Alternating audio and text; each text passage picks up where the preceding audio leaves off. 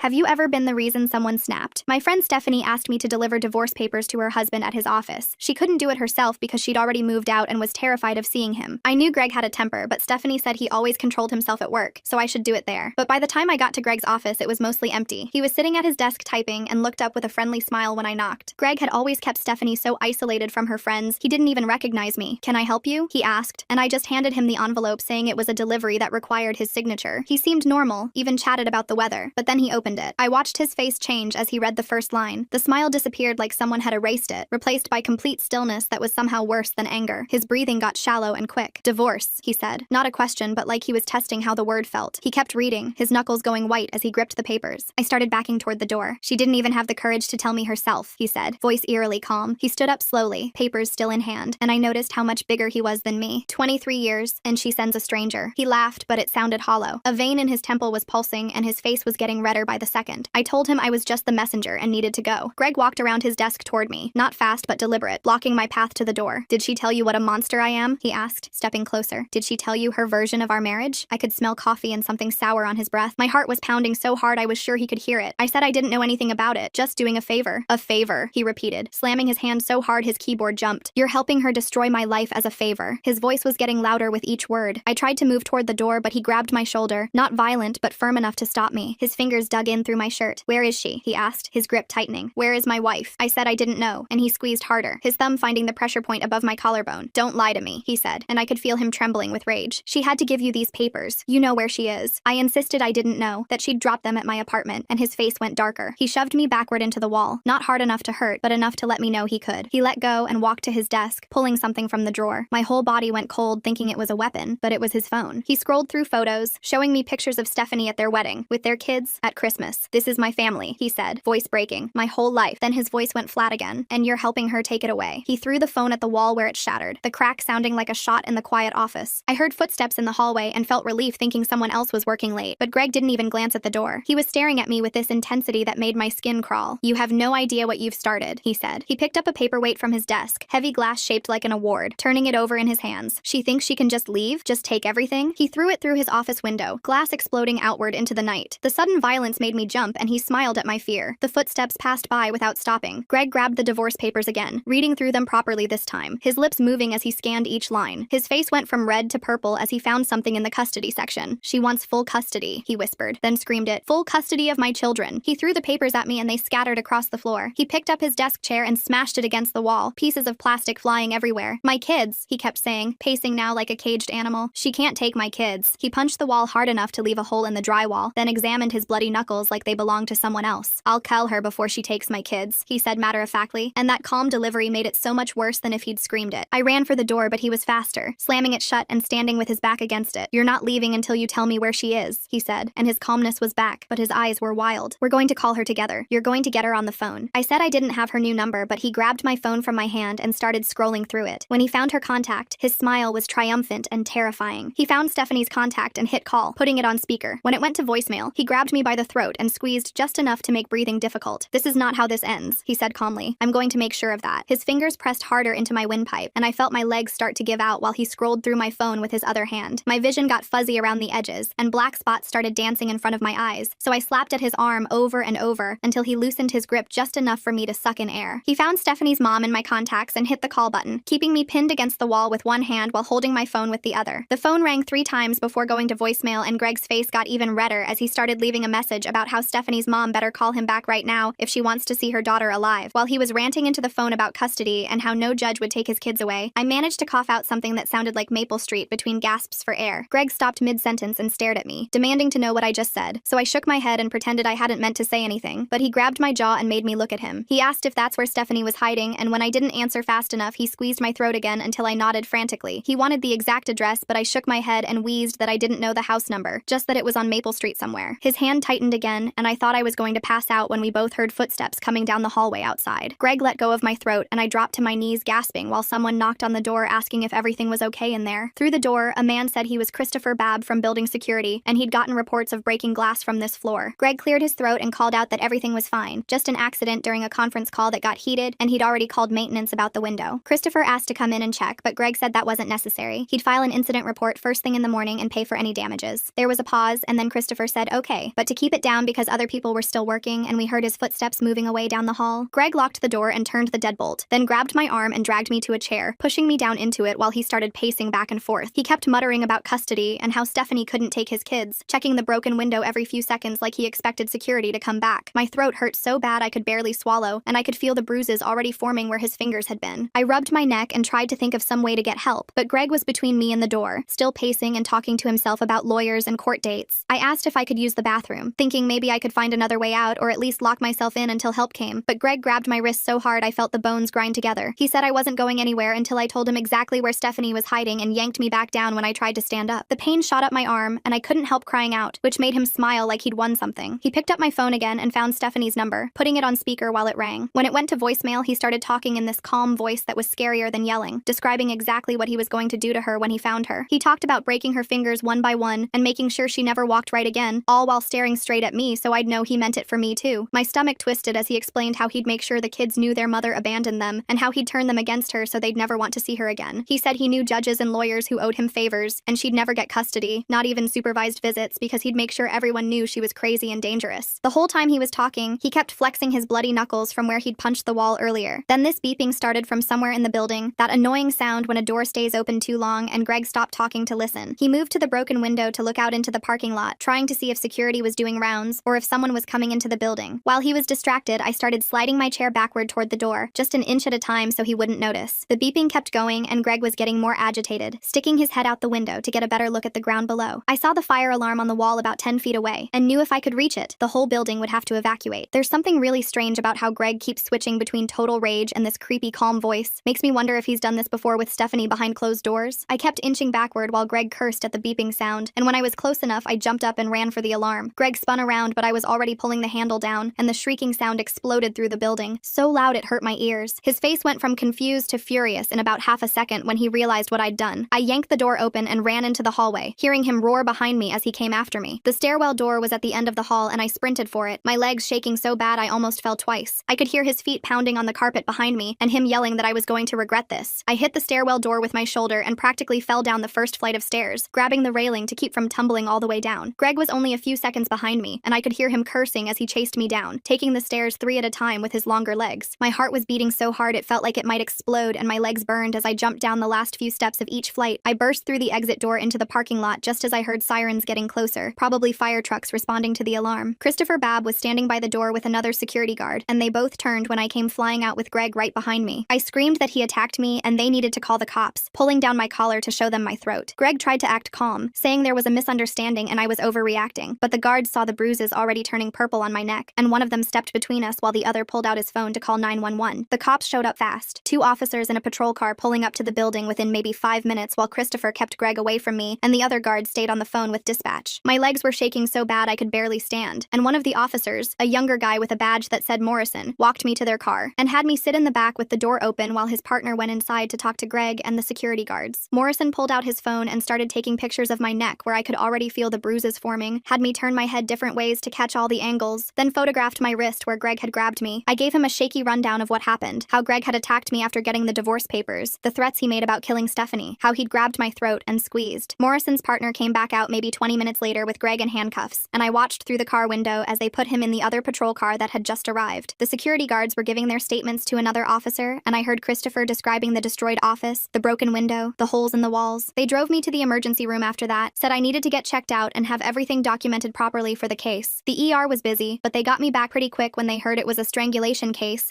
and the nurse who came in, Michelle Ashby according to her badge, was really careful and thorough. She took more photos with a hospital camera, measuring the bruises with a little ruler she held next to them, documenting every mark on my throat and wrists. She did this whole assessment, checking inside my mouth, looking at my eyes with a light, feeling around my neck for swelling or damage, explaining that strangulation was one of the biggest predictors of future lethal violence in domestic situations. The doctor came in and confirmed soft tissue damage, gave me papers about warning signs to watch for over the next few days, things like difficulty swallowing or breathing changes that could mean internal injuries. A social worker stopped by with pamphlets about domestic violence resources, even though I tried explaining I wasn't the spouse, just got caught up in it, but she said trauma was trauma and left the information anyway. I finally got my phone back and called Stephanie from the waiting room while they processed my discharge papers. She answered on the first ring, and when I told her what happened, she just started sobbing, apologizing over and over, saying she never should have asked me to do it, never thought he'd actually hurt someone else. I told her we needed to focus on keeping her and the kids safe now. now, that Greg had made specific threats about killing her, and she needed to know everything he'd said. She told me she was staying with a friend 2 towns over, had been there since she left, and the kids were enrolled in the school there under a safety plan. The next afternoon, Detective James Barnhart showed up at my apartment to take a formal recorded statement. He set up this little digital recorder on my coffee table and had me go through everything again from the beginning, stopping me sometimes to ask for more details about specific threats Greg had made, exactly what words he used, how he grabbed me, for how long. I was exhausted and my throat hurt to talk, but I wanted to make sure they had everything they needed to keep him locked up as long as possible. He explained they were charging Greg with assault, making terroristic threats and some other things I didn't quite catch. Said with my injuries and the security guards as witnesses plus the destroyed office, they had a solid case. 2 days later, Karen Arrington from Victim Services came by to help me set up what she called a safety plan. We went through all these practical steps like changing up my daily routes, checking my car for tracking devices, setting up a code word with friends that meant I needed help, installing new locks on my apartment door. She was really calm and methodical about it, which actually helped because I'd been pretty panicked about Greg getting out on bail or something. She showed me how to document everything, keep a log of any contact or suspicious activity, save all voicemails and messages. 3 days after the whole thing happened, my phone rang from a blocked number, and my stomach just dropped. I didn't answer, but they left a voicemail, and when I played it, it was just breathing for like 10 seconds and then Greg's voice really quiet and calm saying, "This isn't over." I called Detective Barnhart right away and forwarded him the recording, trying not to completely freak out because how was Greg calling me if he was supposed to be in jail? Barnhart called back within an hour and said Greg had made bail that morning, that they were looking into the call as a violation of the protection order, but they had to find him first to serve it. Then Greg's company HR department called asking if I could provide a statement about the incident since it happened on their property and they needed it for their investigation. The woman on the phone seemed mostly worried about liability stuff, asking if I planned to sue the company, but she did say Greg had been suspended pending their investigation and wouldn't be allowed back in the building. I met with Laura Appleby, Stephanie's divorce attorney, later that week, and she explained how the criminal case would affect the divorce and custody proceedings. She said Greg's arrest definitely strengthened Stephanie's position, but warned that family court was different from criminal court, that Greg still had parental rights, and the judge would consider what the kids wanted too. She asked me to write out a detailed statement for the divorce case about what I'd witnessed and what Greg had said about Stephanie and the children. Stephanie and I spent hours on the phone coordinating with the kids' school and daycare about new pickup protocols and emergency contacts. The school principal was really understanding, and they implemented this whole password system where only people with the daily password could pick up the kids, and they added Greg to their restricted access list with his photo at all the entrance points. It felt completely insane that we needed all these precautions just to keep kids safe from their own father, but after what I'd seen in that office, I knew Greg was capable of anything. The sheriff tried to serve Greg with the protective order at his house, but he didn't answer even though his car was in the driveway. Then they tried his parents' house and his brother's place, but everyone claimed they didn't know where he was. Detective Barnhart kept assuring me they'd find him and serve the order, but I felt completely exposed knowing Greg was out there somewhere, angry and unserved, probably planning his next move. 2 days later, my phone started buzzing with texts from coworkers asking if I was okay and sending me a link to a Facebook post that made my stomach drop. Someone had created a post with my photo taken from my company's website claiming I was the woman who destroyed Greg's marriage and broke up his family. The post said I'd been having an affair with him for months and then helped his wife steal his kids when he tried to end things with me. Within 3 hours, it had over 200 comments calling me every name you can imagine, and some people were making actual threats about what they'd do if they saw me. I screenshot everything while my hands shook and tried to report the post, but Facebook said it didn't violate their standards. The account that posted it was brand new with a fake name, but I knew it had to be Greg or someone helping him trying to control what people thought about the situation. I spent the whole night taking screenshots of every comment and threat before finally just deactivating all my social media accounts because I couldn't handle seeing more people believe his lies. The next morning at work, everyone was looking at me weird and whispering when I walked by their desks. I tried to focus on my computer screen but kept feeling everyone's eyes on me until finally it was time to leave. Walking out to the parking garage, I was thinking about the Facebook post when I saw my car sitting lower than normal. Why would Greg make bail so quickly after doing something that violent? The breathing on that voicemail gives me chills. Who helped him post that Facebook story while he was supposedly hiding from police? All 4 tires were completely flat with long cuts down the sides that made it clear someone had slashed them on purpose. A piece of paper was tucked under my windshield wiper that just said, "Liars get what they deserve," in block letters. My legs felt weak as I looked around the empty garage, wondering if whoever did this was still watching me. The security guard said their cameras didn't cover that section of the garage, which seemed way too convenient to be a coincidence. I called the police and filed another report while waiting 3 hours for a tow truck and trying not to think about how much 4 new tires would cost. The officer who took my report said without video evidence there wasn't much they could do, but they'd add it to my file about Greg. I started parking in different spots every day and walking different routes to my car, but I couldn't shake the feeling someone was watching me. 3 days after the tire incident, I was making coffee in my kitchen when my phone dinged with an email from an address I didn't recognize. Opening it made my blood run cold because it was a photo of my apartment door taken that morning based on the Amazon package sitting on my doormat. The message just said, "Nice place," and nothing else, but the meaning was clear that Greg or someone working with him knew exactly where I lived. My hands were shaking, so bad I could barely forward the email to Detective Barnhart, who called me back within 10 minutes. He said they'd try to trace the email, email, but these anonymous accounts were hard to track, and in the meantime, I should consider staying somewhere else for my safety. I hung up feeling angry that I was the one who had to leave my home when I hadn't done anything wrong except